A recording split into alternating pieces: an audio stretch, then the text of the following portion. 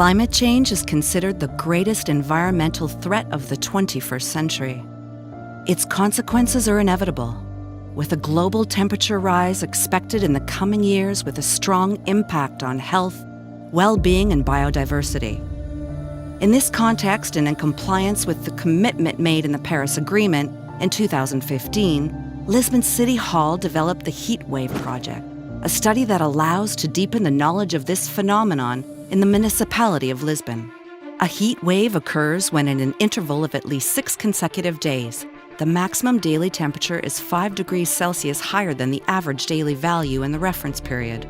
Currently, in the metropolitan area of Lisbon, the average number of heat waves is 11 days, and the climatic projection indicates that in 2050, it will be 38 days a year, and at the end of the 21st century, 64 days with average temperatures of 40 degrees Celsius. At the end of the century, the average maximum temperature values may reach an increase of 3.6 degrees if nothing is done. The heat island effect is observed in urban areas where air temperature values on average are higher than those found in surrounding rural areas. The density of the buildings, the proximity between them, and their orientation contribute to the size and intensity of an urban heat island.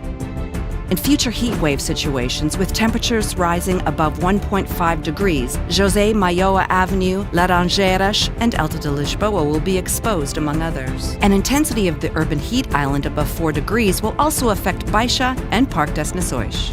The scenario in Lisbon in the near future is predicted to be hot. But the Heat Waves project also appears with the intention of responding to climate change scenarios, and there are several solutions to mitigate the urban heat islands and adapt the city to the increasing heat waves.